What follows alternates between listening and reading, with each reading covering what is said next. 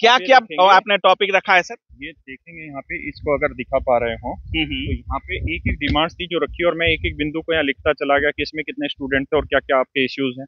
एक एक पॉइंट को यहाँ पे दिखाया गया है।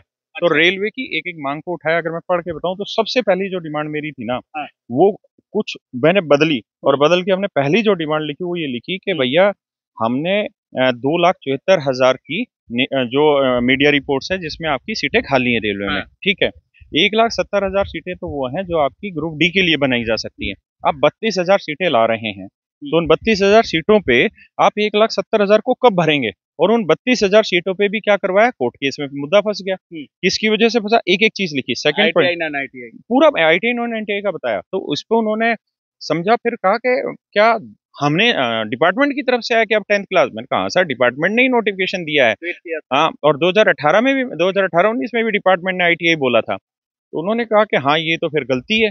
अगला बताया कि सर आप लोगों ने एनुअल कैलेंडर अनाउंस किया रेलवे के लिए, आपने बोला कि हम एनुअल कैलेंडर देंगे। पहली बात, आप 2024 में कैलेंडर लेके आए, वो इतना छोटी चीज बना दी आपने कि उसके अंदर सिर्फ और सिर्फ एक दो नाम लिखने के अलावा उस कैलेंडर में कुछ नहीं किया आप लोगों ने।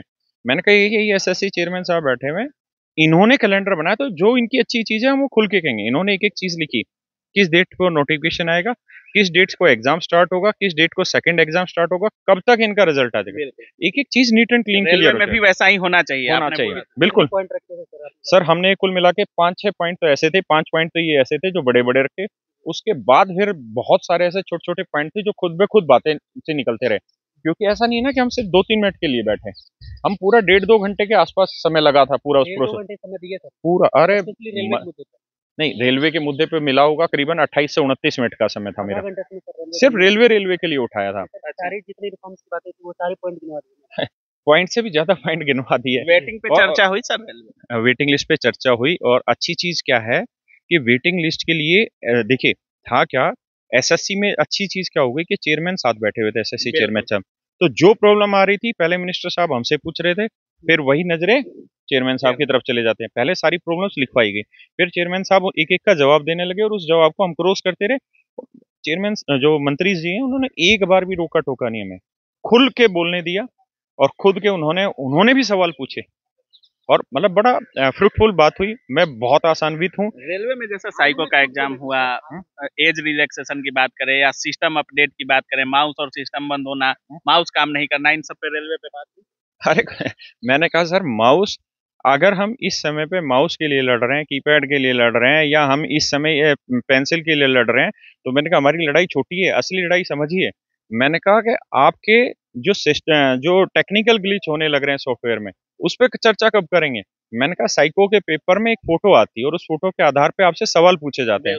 मैंने कहा फोटो नहीं आई, सीधे क्वेश्चन आ गए। कह रहे अच्छा, सिस्टम हैंग। हाँ।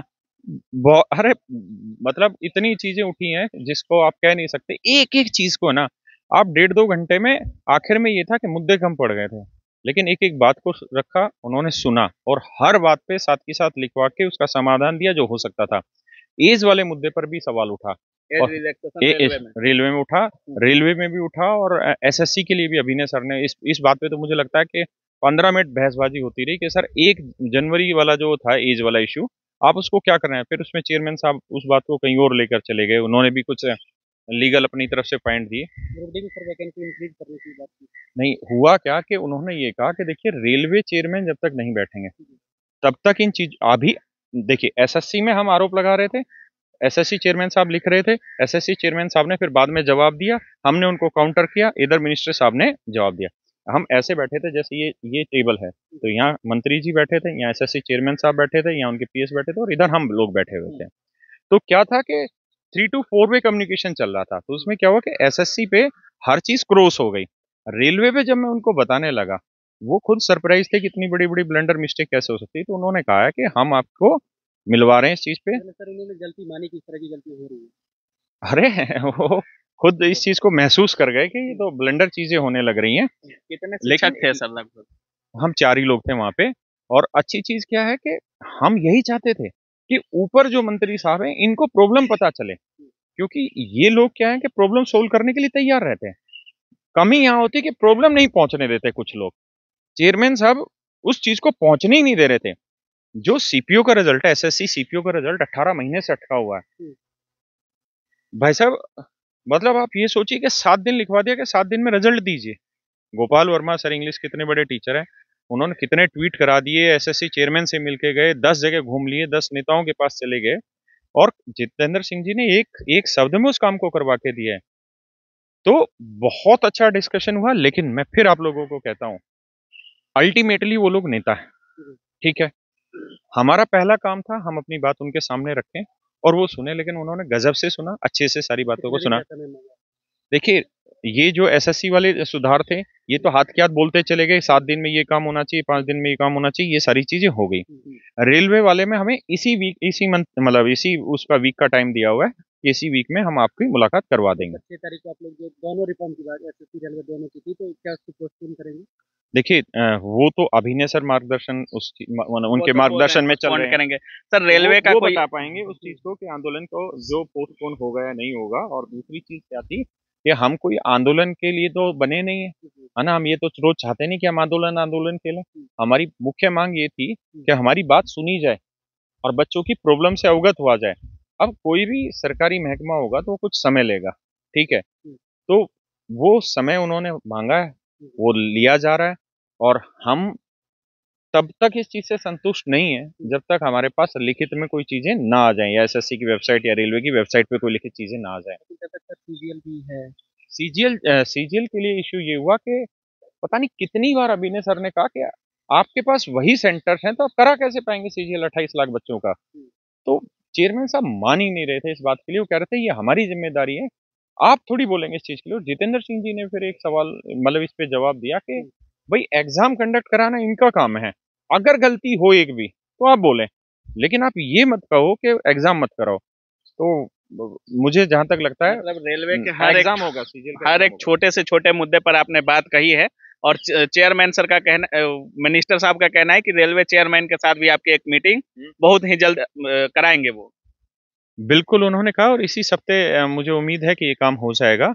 देखिए ना, हम 2:30 बजे निकले हैं डीओपीटी भवन से और हम उनके पीएस से मिले हैं, लेकिन हमारे मुद्दे इतने वाजिब थे, बातें रखने का तरीका इतना साफ सुंदर उन लोगों को लगा अभिनय सर का, कि तुरंत की तुरंत उन लोगों ने क्या किया कि 15 मिनट बाद ही मेरे नंबर पे फोन आ गया था कि राकेश यादव जी आप वापसी आ जाइए, जितेंद्र सिंह जी मिलेंगे आपसे। अब मिनिस्टर साहब मिलेंगे। मिनिस्टर साहब तो दोबारा हम, मीटिंग। हाँ दोबारा, तो हम बाहर आ गए थे, मैं और अभिनय सर, और 15 मिनट में ही हम वापसी गए और फिर हमारी प्रॉपर मुलाकात हुई।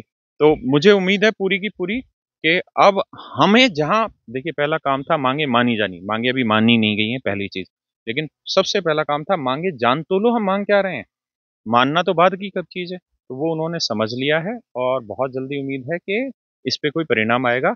लेकिन मैं फिर सभी बच्चों को एक चीज कहता हूँ, अभी सारी चीजें बातों बातों में हैं, और बातें बातें जो हैं वो सच तब तक नहीं मानी जाएगी जब तक वो लिखितम ना आए। तो नोटिस में आए। जिस दिन नोटिफिकेशन ना आ जाए, जब तक लिखित नहीं होगी तब तक मैं उससे संतुष्ट नहीं हूँ। सर कोई एक्टिविटी होती रहेगी, आपकी प्रयास जारी रहेगा या फिर एक सप्ताह तक वेट करेंगे? नहीं, मुझे लगता है कि हम, वैसे अभिनय सर करेंगे ये सारा काम, क्योंकि सभी टीचर्स उनके मार्गदर्शन में ये काम करने लग रहे हैं। मुझे, मेरी खुद की सलाह ये है कि थोड़ा इंतजार करना चाहिए। जब हम ठीक जगह बैठे हैं और बात बताई है और उन्होंने वक्त लिया है तो हमें वेट करना चाहिए, और वेट करने के बाद फिर देखिए, हम भी यही हैं, बच्चे भी यही हैं, आंदोलन 10 दिन बाद फिर कर दिया जाएगा, ठीक है। कितने तो स्टूडेंट आप पर भरोसा कर रहे थे, आपको डीपीटीओ मिनिस्टर से मिलने का इंतजार कर रहे थे, उन सभी छात्रों को आपके तरफ से क्या सलाह होगा? क्योंकि 1.5 घंटे मीटिंग है और उसमें आप सारी चीजें समझ भी रहे होंगे, उनकी मनसा भी आपको साफ जाहिर नजर आ रही होगी कि क्या मनसा है, नहीं है, सुधार हो पाएगा नहीं हो पाएगा, क्या अनुमान लगा आपके? देखिए, सबसे पहली चीज तो ये कि हमें 1.5 घंटे से भी ज्यादा का जो समय मिला, तो आप एक मुद्दे को, एसएससी को कितनी देर बोल पाएंगे, है ना। यानी हमने हर मुद्दे को उठा लिया। दूसरी चीज, मनसा समझना थोड़ा मुश्किल काम होता है, लेकिन सबसे अच्छी चीज क्या है कि उन्होंने सुन लिया 1.5 घंटे। तो अगर वो अपना समय इन्वेस्ट कर रहे हैं, पार्लियामेंट चलते के बीच में, गणित तो की भाषा में प्रायिकता कितनी परसेंटेज है इसकी? देखिए जब नेताओं का मामला हो तो प्रायिकता नहीं निकाली जाती है। चलिए, तो बहुत हम बहुत इंतजार कर रहे हैं, लेकिन हाँ, जो लोग ये कहते थे कि रेलवे की आवाज नहीं उठाते, भाई साहब आपके अकेले के लिए मैं खड़ा होकर लड़ता रहा। कामयाबी मिलेगी नहीं मिलेगी मैं भी नहीं जानता, लेकिन लड़ाई ईमानदारी से लड़ी गई है, कोई ड्रामेबाजी नहीं हुई है। 28 मिनट तक या 25-28 मिनट जो भी टाइम होगा उसमें लगातार रेलवे को ही डिस्कस करते चले गए। जब मंत्री साहब निकले उसके बावजूद भी बोलते रहे हैं कि सर ये टाइम से करवा देना। तो हम जितनी ईमानदारी से लड़ रहे हैं, उम्मीद है उतनी ईमानदारी पे अगर काम होगा तो जरूर सफलता मिलेगी हमें। बहुत बहुत धन्यवाद। थैंक